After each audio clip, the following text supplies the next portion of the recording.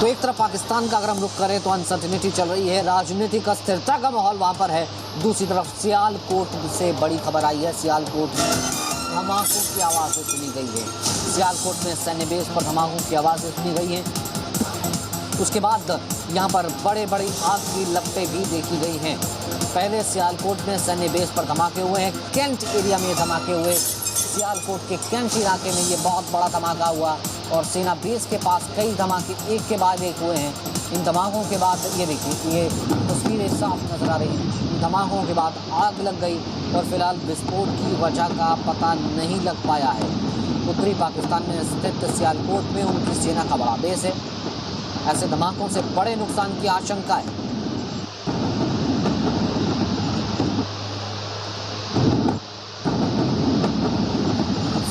निशाना बनाया जाना, वो भी उस वक्त जब वो इमरान खान के खिलाफ अविश्वास प्रस्ताव आया हुआ है।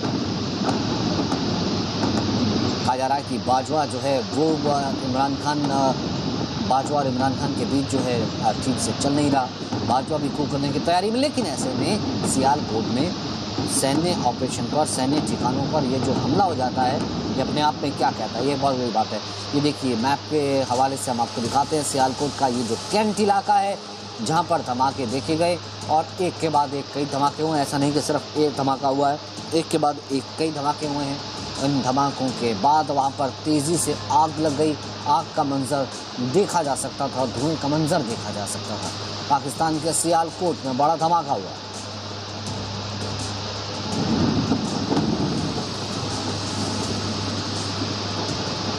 तो सियालकोट कैंट के पास से बड़ा धमाका हुआ है। धमाके के बाद इस पूरे इलाके में आग लग गई।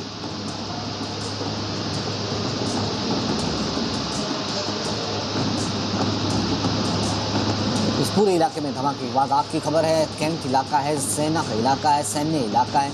एक के बाद एक वहाँ पर कई धमाके सुने गए। फिर उसके बाद ऊंची तेज़ लपटों को भी देखा गया और काफ़ी तेज़ लपटों के बाद जो है, ये देखिए, इन तस्वीरों से साफ नज़र आ रहा है कि धमाके कितने तेज़ थे। एक के बाद एक क्या यहाँ पर सैन्य ठिकाने को तबाह करना मकसद था। कौन इसके पीछे हो सकता है, फिलहाल इसके बारे में अभी खबर नहीं आ रही है। लेकिन ये अपने आप में एक बहुत बड़ा डेवलपमेंट है, बहुत बड़ी सिक्योरिटी लैब्स या फिर बहुत बड़ी चीज़ है कि पाकिस्तान के सियालकोट में, जहाँ पर कहा जाता है कि परिंदा भी पर नहीं मार सकता, सैन्य बेस है, सैन्य ऑपरेशन है, वहाँ पर ऐसे दिन दहाड़े हमला हो जाता है। आरती टिक्कू इस वक्त हमारे साथ मौजूद हैं, साथ ही साथ आरती टिक्कू इस वक्त हमारे साथ मौजूद हैं, साथ ही साथ हमारे साथ एसपी सिन्हा भी मौजूद हैं। सबसे पहले आरती, आपके पास क्या जो फर्स्ट टाइम इन्फॉर्मेशन आ पा रही है इसके अलावा, और आप क्या गैदर कर पा रही हैं? क्योंकि फ़िलहाल लपटें तो कुछ ऐसी नज़र आ रही हैं कि अगर मैं नीचे पाकिस्तान ना चलाऊँ तो ऐसे लगता है कि जैसे तो रूस का अटैक चल रहा है यूक्रेन के ऊपर, उस तरीके का इतना बड़ा धमाका है।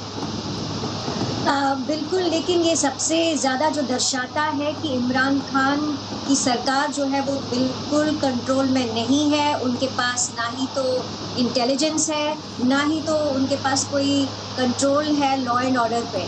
तो कहीं ना कहीं मुझे लगता है ये आने वाले दिनों में साफ हो जाएगा कि इमरान खान के पास ना ही तो आर्मी का सपोर्ट है आज की डेट में, और ना ही तो एडमिनिस्ट्रेशन का सपोर्ट है कहीं पर भी पाकिस्तान में। तो ये इनफैक्ट ये बहुत टाइम से जो चल रहा था आर्मी और इमरान खान के बीच का जो ये टेंशन चल रहा था, मुझे लग रहा अब ये हम फाइनल चैप्टर देख रहे हैं और ये क्लियर हो जाएगा कि उनके साथ उनके पार्लियामेंटेरियंस तो है ही नहीं, उनके साथ उनके लोग नहीं हैं उनकी पार्टी के। और ये कहीं ना कहीं ये भी दर्शाता है कि इमरान खान से जो उम्मीदें लगाई थी पूरी आर्मी की एस्टैब्लिशमेंट ने और एडमिनिस्ट्रेशन ने जो लगाई थी कि इमरान खान है वो अपनी चतुरता से, ये जो वेस्टर्न प्रोफाइल उन्होंने बना के रखा था कि वेस्टर्नाइज्ड है लेकिन है तालिबान के दोस्त, वो सारी पॉलिसीज़ कहीं ना कहीं पाकिस्तान को ले डूबी है पिछले 4-5 साल में। लेकिन इसके पीछे कौन हो सकता है? देखिए, बहुत सारे फोर्सेस है इस वक्त उनके यहाँ। तहरीक तालिबान जो है वो बहुत ही बड़ा एक फोर्स है। इसके पीछे पश्तून मूवमेंट का भी हाथ हो सकता है, बलोच मिलिटेंट्स का भी हाथ हो सकता है। कोई भी प्रोविंस जो है, किसी भी प्रोविंस में शांति नहीं रही है इमरान खान की सरकार के अंदर। तो सबसे बड़ी बात कि जो तालिबान जो है वो भी उनसे अभी खुश नहीं है, जबकि उन्होंने पैरवी की तालिबान की और इस्लामिक रेडिकलिज्म और इस्लामिक टेररिज्म की इतनी पैरवी की, लेकिन अल्टीमेटली जिस तरह से मूवमेंट बना है वहाँ पे सलाफियों का भी बना है मूवमेंट और बरेलवीज़ का भी रेडिकल इस्लाम की का जो मूवमेंट बना है, कहीं ना कहीं ये दर्शाता है कि इमरान खान पूरी तरह से फेल हो चुके हैं और उनका जो इस्लामिक रेडिकलिज्म और टेररिज्म का जो उन्होंने ये पॉलिसी अपनाया था और लगातार इंडिया को अटैक करते वो थे, तो अपनी इंडिया को स्पीच में कहते उस थे दिन हमने देखा, वो तो यहाँ तक कह रहे थे कि मेरे को कहते हैं एंटी ब्रिटानिया, मैं तो वो भी नहीं हूँ, मैं तो एंटी इंडिया तक नहीं हूँ।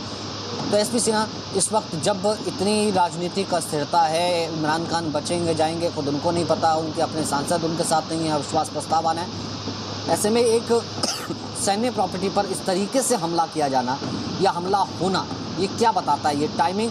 और दूसरी तरफ से इस वक्त क्या स्थिति बाजवा की है वहाँ? एक सेकंड ये सर कहना चाहता हूँ। हेलो जी बोलिए सिन्हा सर। मैं ये कहना चाहता हूँ, ये ब्लास्ट हुआ है पाकिस्तान के नॉर्दर्न दिशा में, सियालकोट कैंट। अब ये ब्लास्ट, तो आपको ये समझने की ज़रूरत है कि एम्यूनिशन रखा कहाँ जाता है, एम्यूनिशन को स्टोर कहाँ किया जाता है। पहली बात है कि जो मेन एम्यूनिशन का जो होल्डिंग होता है वो एम्यूनिशन डेपो में होता है। एम्यूनिशन डेपो कैंट के अंदर नहीं रखा जा सकता है क्योंकि सिक्योरिटी रिस्क होता है, वो कैंट से दूर रखा जाता है।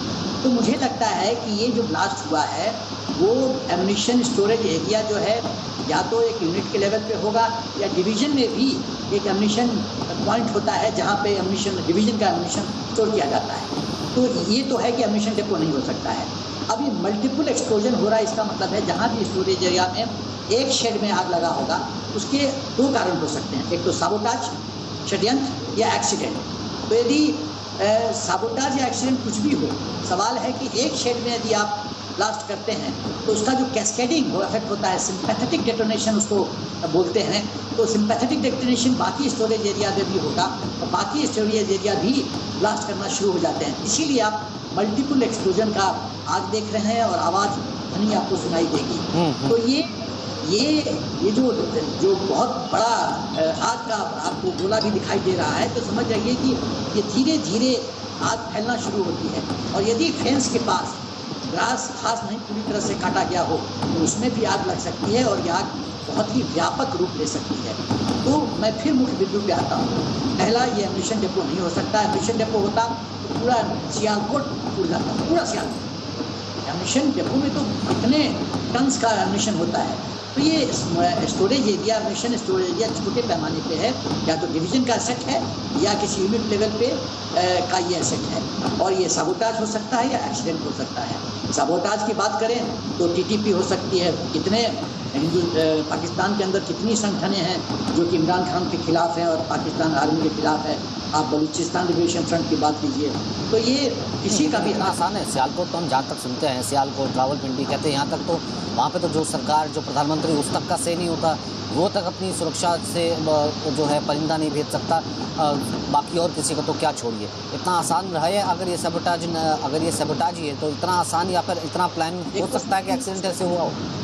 मैं सचिन ये कह रहा था कि ये मैं दो बिंदुओं पे टिप्पणी कर रहा हूँ। या तो ये एक्सीडेंट है, दुर्घटना है, और ये षड्यंत्र है। तो जब पाकिस्तान की आर्मी इंक्वायरी ऑर्डर करेगी तो पता चलेगा कि सच क्या है। और मेरा ख्याल है सच कभी पब्लिक डोमेन में लाने नहीं देगा पाकिस्तान आर्मी। यदि एक्सीडेंट है तो वो तो एक्सीडेंट को तो बोल देगा कि एक्सीडेंट है। यदि साबोटाज भी है तो भी वो बोलेगा कि एक्सीडेंट, वो तो एक्सीडेंट के रूप में देगा। क्योंकि यदि वो साबोटाज को एक्सेप्ट करता है तो ये तो इमरान खान की खिलखिली और पाकिस्तान आर्मी की खिलखिली होती है। तो मुझे लगता है कि इंक्वायरी में भी वो साबोटाज एंगल नहीं देंगे, एक्सीडेंट एंगल देंगे। और एक्सीडेंट होता है, उसमें किसी को डायरेक्टली आप दोषी नहीं ठहरा सकते। और एक्सीडेंट की पाकिस्तान तो फेस सेविंग के लिए एक्सीडेंट ही बोलेगा ना। और कौन बाजवा, और इस वक्त अभी मैंने आपसे पूछा कि बाजवा मत थिंकिंग राइट नाउ। एक बार ये मैं सुनवाता हूँ, एक के बाद एक कितने धमाके हुए ये देखिए जरा।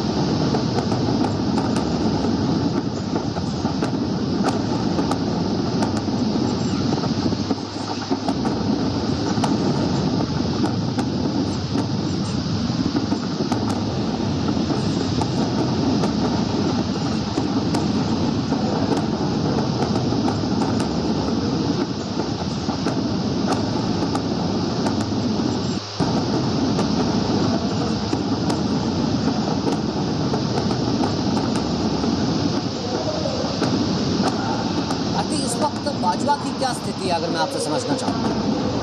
देखिए, मुझे लगता है कि इस वक्त आर्मी और सिविलियन गवर्नमेंट दोनों का बहुत क्राइसिस है और आर्मी भी पूरी तरह से कंट्रोल में नहीं है। इनफैक्ट जितने आपने ये ब्लास्ट दिखाए